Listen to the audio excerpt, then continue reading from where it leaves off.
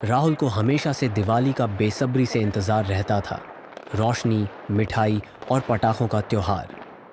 लेकिन लोग ये नहीं जानते कि दिवाली की रात असल में अमावस्या की रात होती है।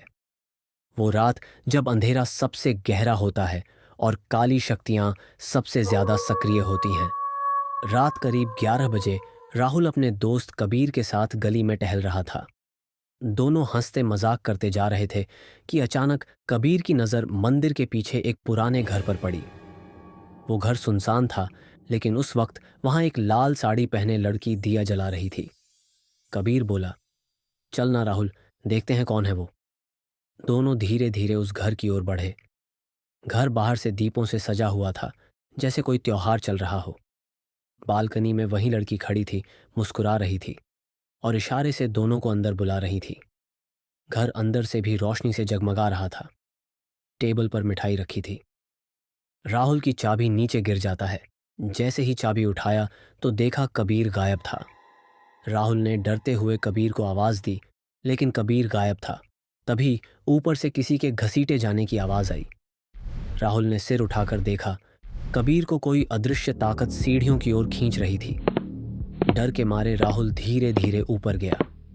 वहां एक कमरे में पंखे से लटकती हुई एक लाश थी। जब उसने चेहरा देखा, वो कोई और नहीं, कबीर था। अचानक राहुल के पीछे से पायल की आवाज़ आई। वो मुड़ा तो वहीं लाल साड़ी वाली लड़की खड़ी थी।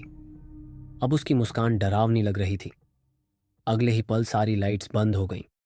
घर की दीवारें फटने लगीं और वो जगमगाता महल जैसे घर पलक झपकते ही खंडहर में बदल गया। वो लड़की वहीं खड़ी थी, लेकिन अब उसके बाल सफ़ेद, आंखें लाल और चेहरा इतना विकृत था कि राहुल की सांसें थम गईं। वो हाथ में चाकू लिए राहुल की तरफ बढ़ने लगी। राहुल किसी तरह दरवाजे तक भागा और बाहर निकल गया। उसने दरवाज़ा बाहर से बंद कर दिया। अंदर से ज़ोर ज़ोर से ठोकने की आवाज़ें आने लगीं। फिर अचानक सब शांत हो गया और एक भयानक चीख सुनाई दी। राहुल उस रात घर भागा और सीधे बिस्तर पर जाकर लेट गया। सुबह उसकी माँ ने बताया कि उसका दोस्त कबीर रात से गायब है।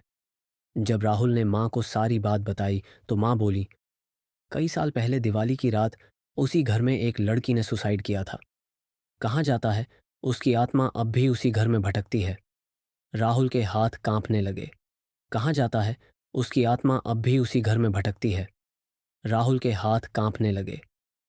वो समझ नहीं पा रहा था कि जो उसने देखा वो सपना था या हकीकत। लेकिन उसके बाद से हर दिवाली की रात जब भी वो देर तक जागता है, उसे वहीं लाल साड़ी वाली लड़की दिया जलाते हुए नजर आती है। आपको क्या लगता है, वो लड़की कौन थी?